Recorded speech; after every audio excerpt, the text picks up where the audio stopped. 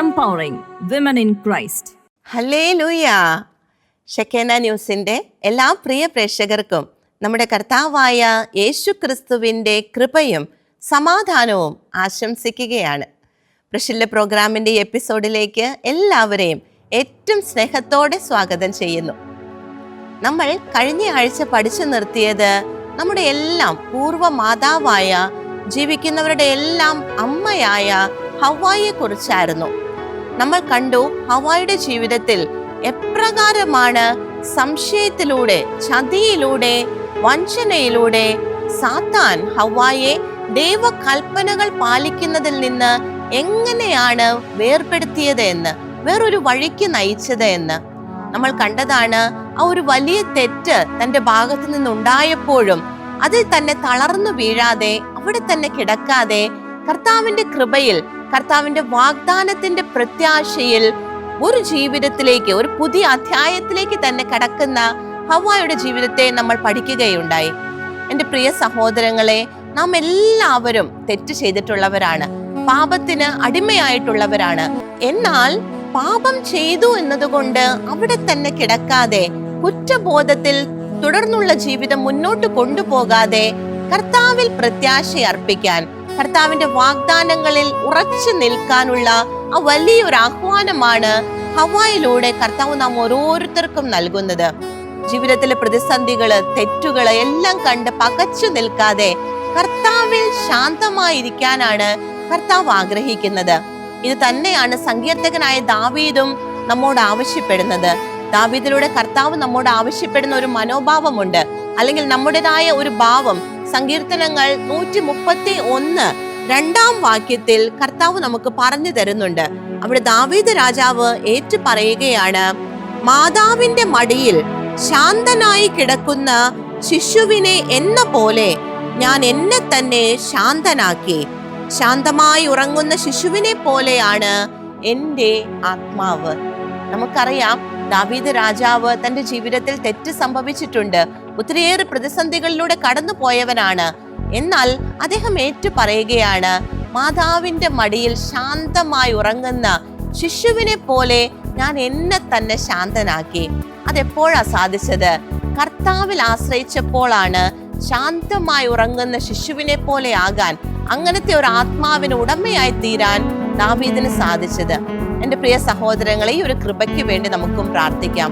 ഒപ്പം ഇന്നത്തെ നമ്മുടെ ശുശ്രൂഷയെ പരിശുദ്ധാത്മാവിന് പരിപൂർണമായി മേൽപ്പിച്ചുകൊണ്ട് നമ്മുടെ കർത്താവിനെ സ്തുതിച്ച് പാടി ആരാധിക്കുവാനായിട്ട് നമുക്ക് ഒരുങ്ങാം. ശാന്തതയോടെ ആയിരിക്കുവാൻ ദാവീദ് രാജാവ് ഏറ്റു പറഞ്ഞതുപോലെ ശാന്തമായി കിടന്നുറങ്ങുന്ന ശിശുവിനെ പോലെയുള്ള ഒരു ആത്മാവ്, പ്രകാരമാകാനുള്ള ഒരു ആഗ്രഹത്തോടെ നമ്മുടെ പ്രതിസന്ധികളെ, വിഷമങ്ങളെ, പ്രശ്നങ്ങളെ, നമ്മൾ ചെയ്തു പോയ തെറ്റുകളെ എല്ലാം മാറ്റിവെച്ച് കർത്താവിൽ മാത്രം ആശ്രയിച്ച് ശാന്തതയോടെ, സ്വസ്ഥതയോടെ നമ്മുടെ കർത്താവിനെ പാടി ആരാധിക്കുവാനായിട്ട് നമുക്ക് ഒരുങ്ങാം. Hallelujah, hallelujah. ഈശോയെ, ഞങ്ങളങ്ങേ ആരാധിക്കുന്നു, ഞങ്ങളങ്ങേ സ്തുതിക്കുന്നു. അങ്ങ് നൽകുന്ന ശാന്തതയോടെ, സ്വസ്ഥതയോടെ കർത്താവേ ഞങ്ങളങ്ങേ ആരാധിക്കുന്നു. ഹല്ലേലൂയ. സ്തുതി സ്തുതി എൻ മനമേ, സ്തുതികളിലുന്നതനേ. നാൾ തോറും ചെയ്ത നന്മകളോർത്ത് പാടുക നീ എന്നും മനമേ, പാടുക നീ എന്നും മനമേ. സ്തുതി സ്തുതി എൻ മനമേ, സ്തുതികളിലുന്നതനേ.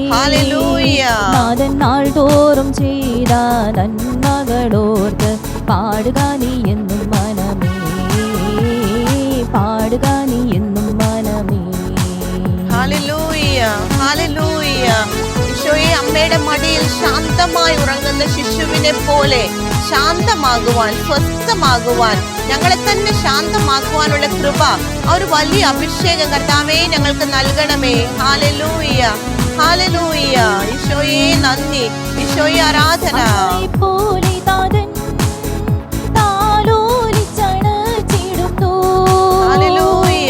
അമ്മയെ പോലെ താതൻ താലോലിച്ചണച്ചിടുന്നു. സമാധാനമായി കിടന്നുറങ്ങാൻ തൻ്റെ മാർവിൽ ദീനം ദീനമായി തന്റെ മാർവിൽ ദീനം ദീനമാ. ഹല്ലേലൂയ. സ്തുതി സ്തുതി എൻ മനമേ, ഈശോയെ ആരാധന. സ്തുതികളിലുന്നതനേ, ഹല്ലേലൂയ. നാൾ തോറും ചെയ്ത നന്മകളോർത്ത് പാടുക നീ എന്നും മനമേ, പാടുക നീ എന്നും മനമേ. ഹല്ലേലൂയ.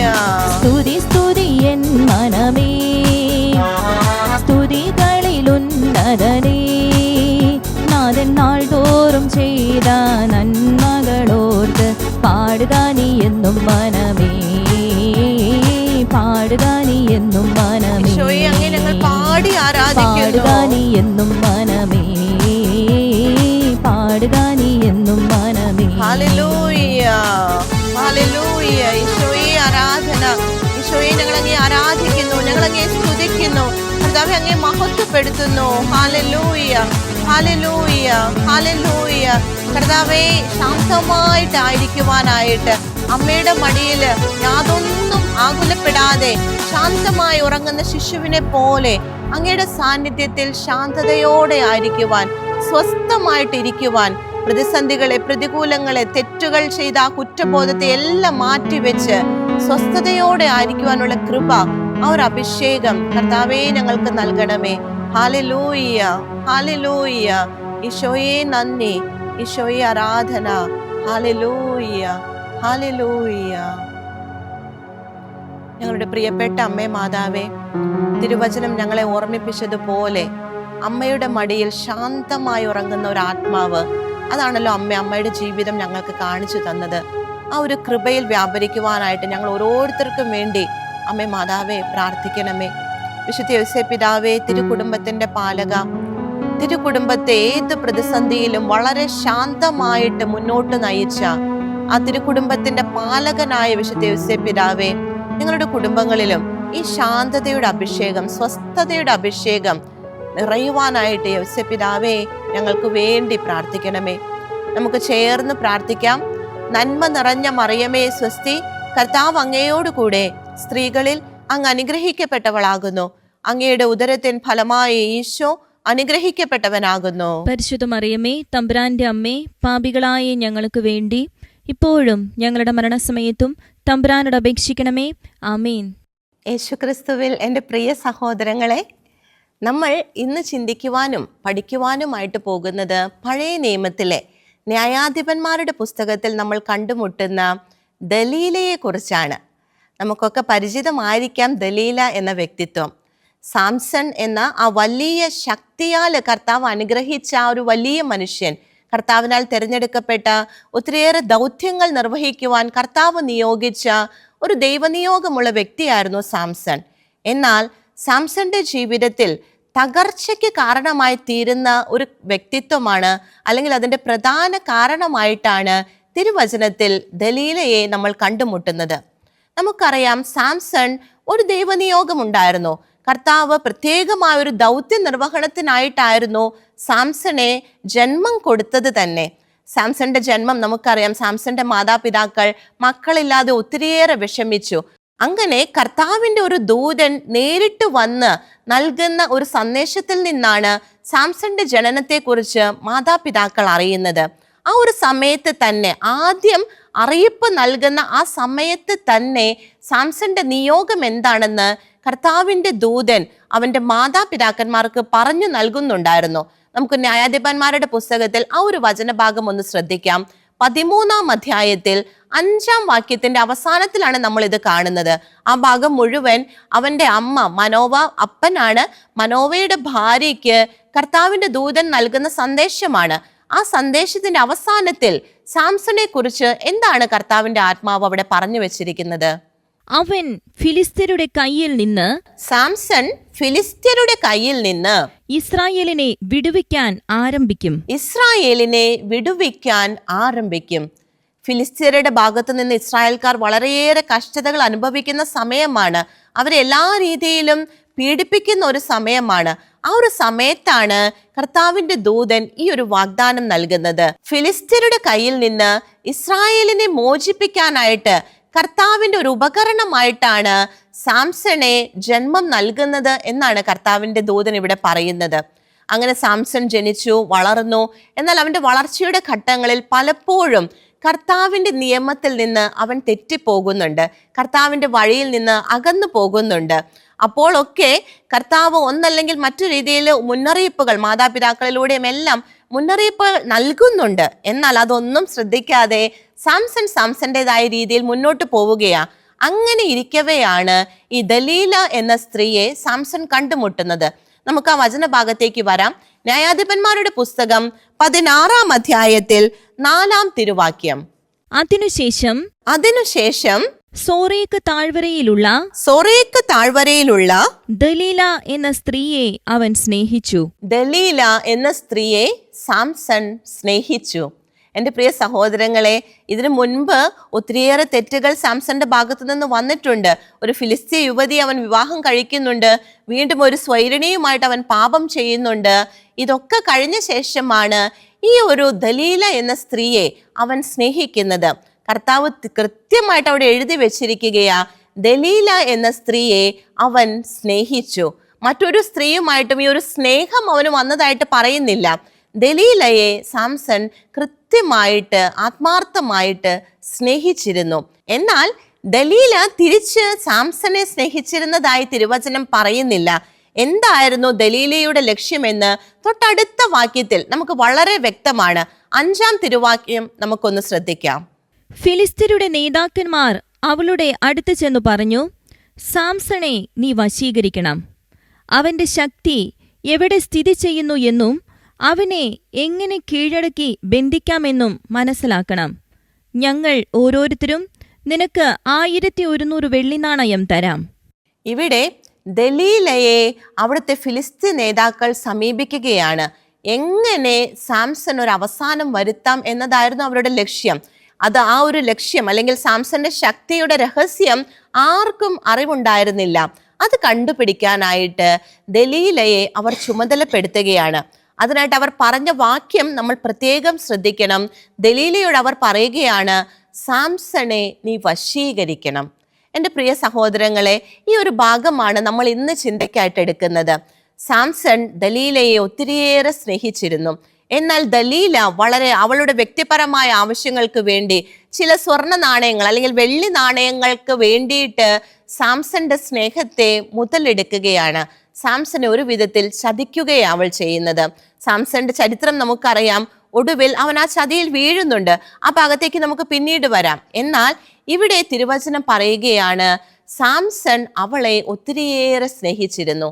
എന്നാൽ ആ സ്നേഹത്തെ മുതലാക്കിക്കൊണ്ട് ദലീല അവനെ ചതിക്കുകയാ, അവനെ വശീകരിക്കുകയാ.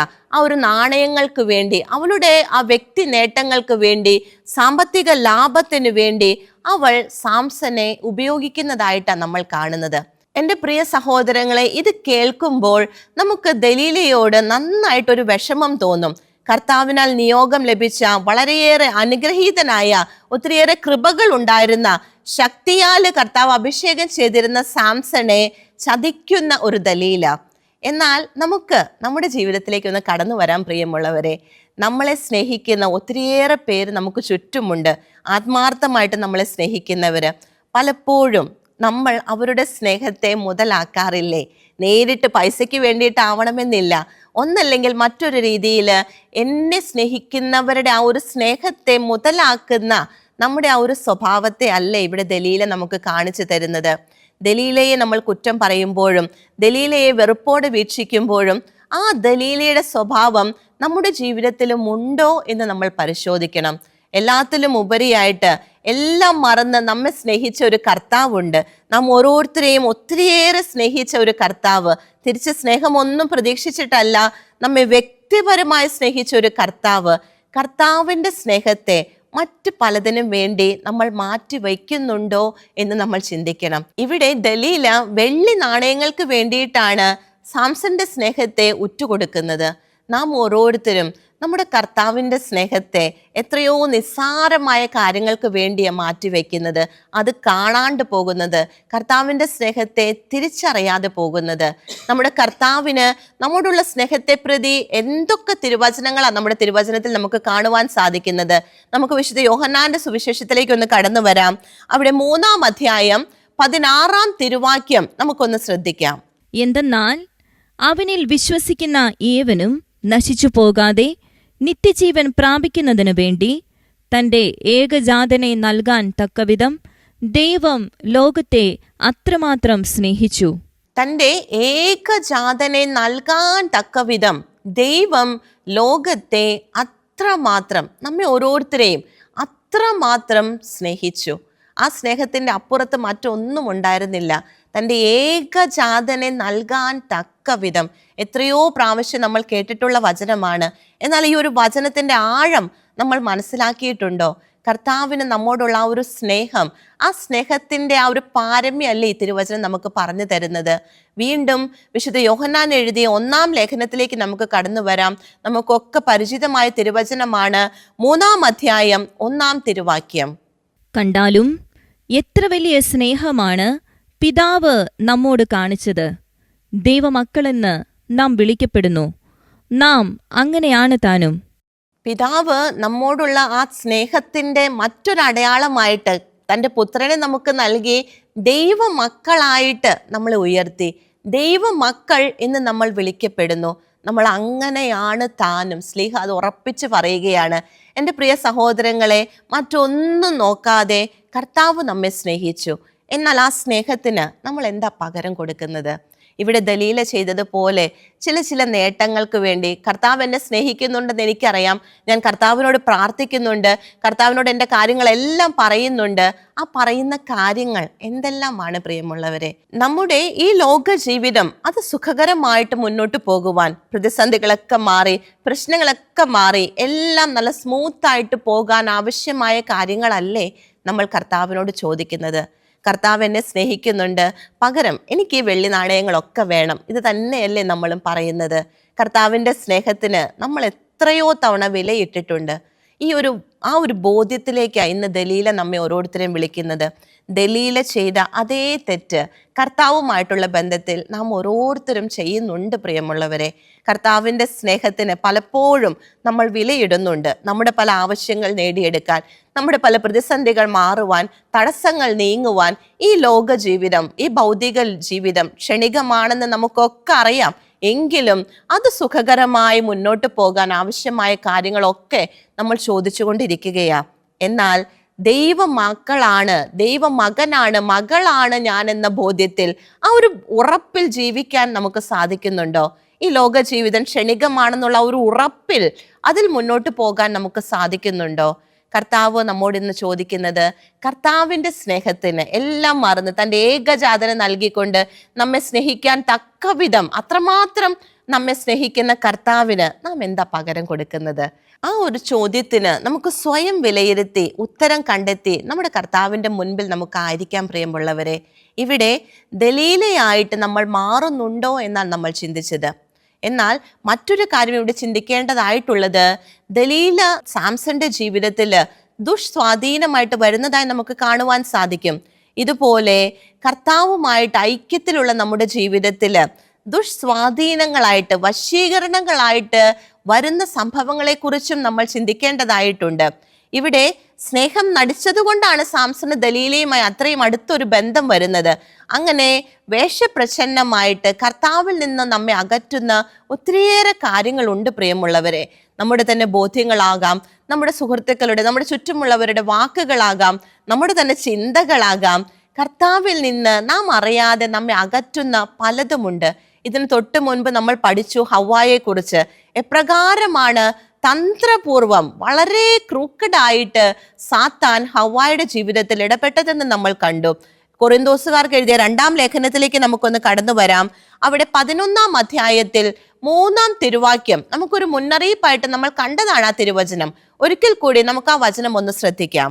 എന്നാൽ സർപ്പം ഹവ്വായെ തന്ത്രപൂർവം ചതിച്ചതുപോലെ നിങ്ങളുടെ ചിന്തകൾ ക്രിസ്തുവിലുള്ള ലാളിത്യത്തിലും വിശുദ്ധിയിലും നിന്ന് വ്യതിചലിപ്പിക്കപ്പെടുമോ എന്ന് ഞാൻ ഭയപ്പെടുന്നു.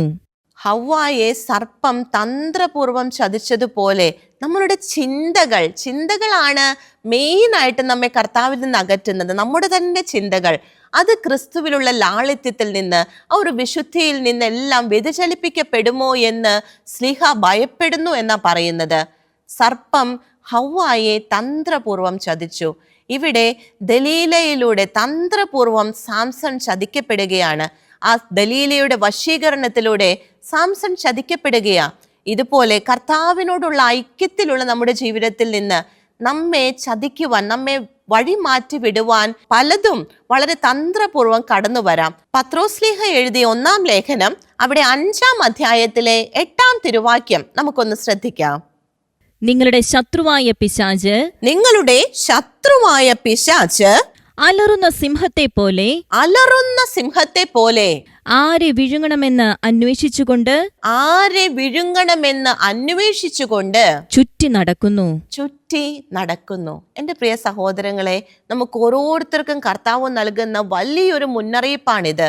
നിങ്ങളുടെ ശത്രുവായ പിശാച് അലറുന്ന സിംഹത്തെ പോലെ ആരെ വിഴുങ്ങണമെന്നറിയാതെ നമ്മുടെ ചുറ്റും ഇങ്ങനെ ചുറ്റി നടക്കുന്നുണ്ടെന്ന് തിരുവചനം പറയുന്നത്. അത് നേരായ മാർഗത്തിലൂടെ ഒരിക്കലും നമ്മെ ആക്രമിക്കുകയില്ല. ചതിച്ചുകൊണ്ട്, നമ്മെ തന്ത്രപൂർവം ചതിച്ചുകൊണ്ടാണ് ഈ പിശാച് നമ്മുടെയൊക്കെ ജീവിതത്തിൽ ഇടപഴകുക. അതിനെ മനസ്സിലാക്കി ആ വശീകരണത്തിൽ നിന്നെല്ലാം ഒഴിഞ്ഞു മാറി കർത്താവിൻ്റെ കൃപയിൽ നമ്മൾ മുന്നേറണമെന്ന തിരുവചനം നമുക്ക് മുന്നറിയിപ്പ് നൽകുന്നത്. ദലീലയുടെ വശീകരണം സാംസന്റെ ജീവിതത്തെ തകർക്കുകയാണ്. സാംസന്റെ ദൈവവിളിയിൽ വലിയൊരു തടസ്സമായിട്ട് അത് മാറുകയാ. കർത്താവ് നൽകിയ അനുഗ്രഹങ്ങൾക്ക് ഒരു തടസ്സമായിട്ട് ദലീലയുടെ വശീകരണം നിലകൊള്ളുകയാ. നമ്മുടെ ജീവിതത്തിലും ഉണ്ട് പ്രിയമുള്ളവരെ ഇതുപോലെയുള്ള ചില വശീകരണ ശക്തികൾ. നമുക്ക് നമ്മെ തന്നെ കർത്താവിൻ്റെ മുൻപിലായിരുന്നു കൊണ്ട് ചിന്തിക്കാം. ഇങ്ങനെയുള്ള വശീകരണങ്ങളെ തിരിച്ചറിയുവാൻ, വേണ്ട രീതിയിൽ അതിനോട് പ്രതികരിക്കുവാനുള്ള ജ്ഞാനം, വിവേകം ഞങ്ങൾക്ക് നൽകണമേ എന്ന് നമുക്ക് കർത്താവിനോട് പ്രാർത്ഥിക്കാം. സുഭാഷിത പുസ്തകങ്ങളിൽ വീണ്ടും ഇതുമായി ബന്ധപ്പെട്ട ഒരു മുന്നറിയിപ്പ് കർത്താവ് നമുക്ക് നൽകുന്നുണ്ട്. 5-ാം അധ്യായത്തിലെ 3-4 തിരുവചനങ്ങൾ നമുക്കൊന്ന് ശ്രദ്ധാപൂർവം കേൾക്കാം. ദുശ്ചരിതയായ സ്ത്രീയുടെ അധരം തേൻ പൊഴിക്കുന്നു, അവളുടെ മൊഴികൾ തൈലത്തേക്കാൾ സ്നിഗ്ധമാണ്.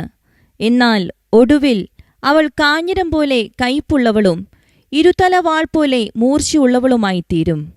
ഇവിടെ ദലീലയിലൂടെ സംഭവിച്ചത് ലിറ്ററലായിട്ട് കർത്താവിൻ്റെ ആത്മാവ് ഇവിടെ എഴുതി വെച്ചിരിക്കുകയാണ്. ദലീല ആദ്യം വളരെ മധുരമുള്ളവളായി വളരെ നല്ല രീതിയിൽ സാംസനോട് ഇടപഴകുന്നുണ്ട്. എന്നാൽ ഒടുവിൽ അവളുടെ തനി നിറം പുറത്തു വരുന്നതായിട്ട് നമുക്ക് കാണുവാൻ സാധിക്കും. എൻ്റെ പ്രിയ സഹോദരങ്ങളെ, നമ്മുടെ ജീവിതത്തിലും വശീകരണങ്ങൾ വരുമ്പോൾ, സാത്താൻ തന്ത്രങ്ങളുമായി കടന്നു വരുമ്പോൾ ആദ്യം നമുക്കതിൽ യാതൊരു തെറ്റും തോന്നുകയില്ല. ഹവ്വായുടെ കാര്യത്തിൽ നമ്മൾ കണ്ടു എത്രമാത്രം വിദഗ്ധമായിട്ട് വാക്കുകളിലൂടെയാ ഹവ്വായെ സർപ്പം ചതിച്ചതെന്ന്. നമ്മുടെ ജീവിതത്തിലും ഇതുപോലെയുള്ള ചതികൾ നമ്മൾ പ്രതീക്ഷിക്കണം പ്രിയമുള്ളവരെ.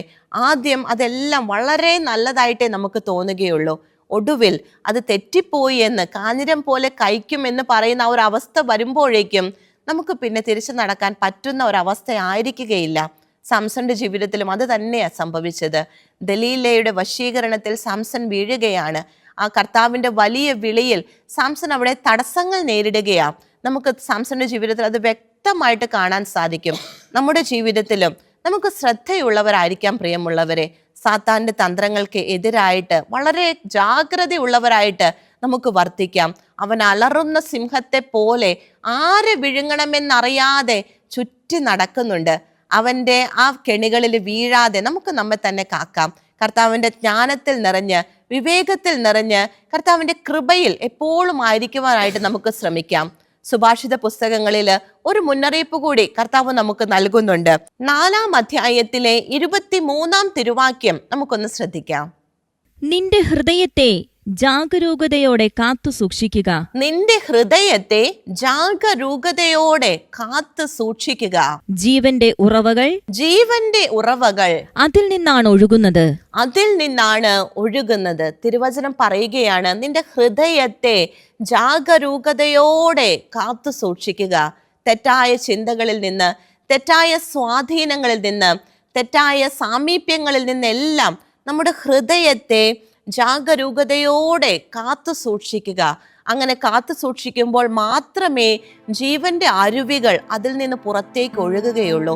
എൻ്റെ പ്രിയ സഹോദരങ്ങളെ, കർത്താവ് ദലീലയുടെ ജീവിതത്തിലൂടെ നമുക്ക് നൽകുന്ന ആ വലിയ മുന്നറിയിപ്പ്, സാത്താന്റെ സ്വാധീനങ്ങള്, ആ വശീകരണ തന്ത്രങ്ങളിൽ നിന്നെല്ലാം ജാഗരൂകതയോടെ നമ്മുടെ ഹൃദയത്തെ കാത്തു സൂക്ഷിക്കാനുള്ള കൃപയ്ക്കായിട്ട് നമുക്ക് പ്രാർത്ഥിക്കാം. പരിശുദ്ധാത്മാവിന്റെ ജ്ഞാനത്താൽ നിറഞ്ഞ് നമ്മുടെ ജീവിതം മുന്നോട്ട് കൊണ്ടുപോകുവാനായിട്ട് നമുക്ക് പരിശ്രമിക്കാം. തീവ്രമായ ആഗ്രഹത്തോടെ അതിനായിട്ട് പ്രാർത്ഥിക്കാം. സാത്താന്റെ കോട്ടകളിൽ നിന്ന്, സാത്താന്റെ കെണികളിൽ നിന്നെല്ലാം നമ്മെ തന്നെ കാക്കണമേ എന്ന് കർത്താവിനോട് പ്രാർത്ഥിക്കാം. അതിലേക്ക് ബോധമുള്ളവരായി, ജാഗ്രതയുള്ളവരായിരിക്കാൻ നമുക്ക് ശ്രദ്ധിക്കാം. നമുക്ക് തീവ്രമായ ആഗ്രഹത്തോടെ സാത്താന്റെ കുതന്ത്രങ്ങളിൽ നിന്നെല്ലാം മാറിപ്പോകാനുള്ള തീവ്രമായ ആഗ്രഹത്തോടെ നമ്മുടെ കർത്താവിനെ നമുക്ക് പാടി ആരാധിക്കാം. ആ ഒരു കൃപ, ആ ഒരു അഭിഷേകം കർത്താവിൽ നിന്ന് തന്നെ നമുക്ക് പ്രാപിക്കാൻ. പ്രിയമുള്ളവരെ, ഹല്ലേലൂയ, ഹല്ലേലൂയ. ഈശോയെ നന്ദി, ഈശോയെ ആരാധന. Hallelujah, hallelujah. യേശു തന്റെ ജീവൻ കൊടുത്ത് എന്നെ അവൻ വീണ്ടെടുത്തു.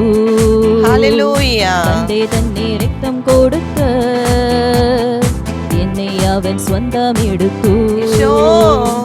പാപത്തിനെന്റെ മേൽ ഭരണമില്ല, ഒരു തിന്മയും എന്നെ ഇനി തൊടുകയില്ല. പാപത്തിനെന്റെ മേൽ ഭരണമില്ല, ഒരു തിന്മയും എന്നെ ഇനി തൊടുകയില്ല. യേശുവിൻ ക്രൂശിലെ പീഡകളാലെ സാത്താനെ ശാസിക്കുന്നു, എന്നേക്കും വിട്ടുപോകാം. സാത്താനെ ശാസിക്കുന്നു, എന്നേക്കും വിട്ടുപോകാം. ഹല്ലേലൂയ. കർത്താവേ, ഞങ്ങൾ ഏറ്റു പറയുകയാണ്, സാത്താന്റെ കുതന്ത്രങ്ങൾക്ക് ഞങ്ങളുടെ മേലെ യാതൊരു അവകാശവുമില്ല. കർത്താവിന്റെ രക്തത്താൽ വീണ്ടെടുക്കപ്പെട്ട ദൈവമകളായ എന്റെ മേല് സാത്താന്റെ വശീകരണങ്ങൾക്ക്, തന്ത്രങ്ങൾക്ക് യാതൊരു അവകാശവുമില്ല എന്ന് ഞങ്ങൾ ഏറ്റു പറയുന്നു. Hallelujah, hallelujah, hallelujah. ഈശോയെ നന്ദി. യേശു തന്റെ ആടിപ്പിണരാൻ എന്റെ രോഗങ്ങൾ ഏറ്റെടുത്തു. വിശ്വസിക്കുന്നു കർത്താവേ. അവനേറ്റ പീഡകളാൽ സൗഖ്യത്തിൻ ശക്തി പകർന്നു. ഹല്ലേലൂയ. രോഗത്തിനെന്റെ മേൽ ഭരണമില്ല, ഇനി ദുരിതങ്ങളിൽ ഞാൻ പതറുകില്ല. രോഗത്തിനെന്റെ മേൽ ഭരണമില്ല, ഇനി ദുരിതങ്ങളിൽ ഞാൻ പതറുകില്ല. യേശുവിൻ ക്രൂശിലെ പീഡകളാലെ സാത്താനെ ശാസിക്കുന്നു, എന്നേക്കും വിട്ടുപോകാം. സാത്താനെ ശാസിക്കുന്നു, എന്നേക്കും വിട്ടുപോകാം.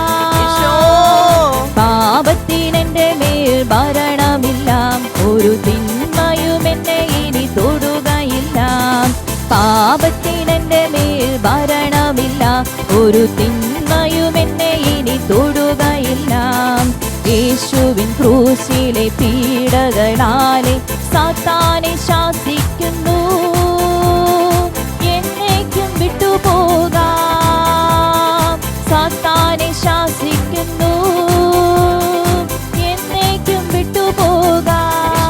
ഞങ്ങൾ വിശ്വസിക്കുന്നു കർത്താവേ, അങ്ങയുടെ കൃപയിലായിരിക്കുമ്പോൾ, അങ്ങയുടെ അഭിഷേകത്തിലായിരിക്കുമ്പോൾ സാത്താന്റെ യാതൊരു തന്ത്രങ്ങൾക്കും ഞങ്ങളുടെ മേലെ യാതൊരു ആധിപത്യവും ഇല്ലെന്ന് ഞങ്ങൾ ഏറ്റു പറയുന്നു. Hallelujah, hallelujah, hallelujah. ഈശോയെ നന്ദി, ഈശോയെ ആരാധന, ഈശോയെ ആരാധന. കർത്താവേ, സാത്താന്റെ കുതന്ത്രങ്ങളിൽ നിന്ന്, വശീകരണ ശക്തികളിൽ നിന്ന് അങ്ങയുടെ കൃപയിലായിരിക്കുമ്പോൾ എപ്പോഴും സുരക്ഷിതരായിരിക്കാൻ ഞങ്ങൾക്ക് സാധിക്കുമെന്ന് ഞങ്ങൾ ഏറ്റു പറയുന്നു. ഞങ്ങൾ അതിൽ വിശ്വസിക്കുന്നു. അങ്ങയുടെ ജ്ഞാനത്താലെ ഞങ്ങളെ വഴി നടത്തണമേ. അങ്ങ് നൽകുന്ന വിവേകത്തിൽ ഞങ്ങളെ വഴി നടത്തണമേ. അഭിഷേകത്തിൽ നിരന്തരം നയിക്കപ്പെടുവാൻ കർത്താവ് ഇടയാകട്ടെ എന്ന് ഞങ്ങൾ പ്രാർത്ഥിക്കുന്നു. Hallelujah, hallelujah. ഈശോയെ നന്ദി, ഈശോയെ നന്ദി. ഹല്ലേലൂയ. ആമേൻ. എൻ്റെ പ്രിയ സഹോദരങ്ങളെ, ദലീലയുടെ ജീവിതത്തിലൂടെ കർത്താവ് നൽകിയ വലിയ മുന്നറിയിപ്പിനെ നമുക്ക് ഏറ്റെടുക്കാം. സാത്താൻ്റെ കുതന്ത്രങ്ങളിൽ നിന്ന്, വശീകരണ ശക്തികളിൽ നിന്നെല്ലാം പിന്മാറി കർത്താവ് നമ്മോട് കാണിച്ച സ്നേഹത്തിൻ്റെ ആ ഒരു പാരമ്യം മനസ്സിലാക്കി അതിന് പ്രത്യുത്തരമായിട്ട് നമ്മുടെ ജീവിതം കർത്താവിനെ ഏൽപ്പിച്ചുകൊണ്ട് മുന്നോട്ട് പോകാൻ നമുക്ക് എല്ലാവർക്കും സാധിക്കട്ടെ. ആ ഒരു കൃപയിൽ നമ്മെ ഓരോരുത്തരെയും കർത്താവ് വളർത്തട്ടെ. കർത്താവ് എല്ലാവരെയും സമൃദ്ധമായി അനുഗ്രഹിക്കുകയും പരിപാലിക്കുകയും ചെയ്യട്ടെ. നിങ്ങളുടെ അഭിപ്രായങ്ങളും പ്രാർത്ഥനാ നിയോഗങ്ങളും ഞങ്ങളെ അറിയിക്കുക. ഞങ്ങളുടെ നമ്പർ 9495219811. ഞങ്ങളുടെ ഇമെയിൽ priscilla@gmail.com. ഞങ്ങളുടെ address പ്രിഷില്ല Shekinah news, Thalikkode, Pattikkad PO, Thrissur, Kerala 680652.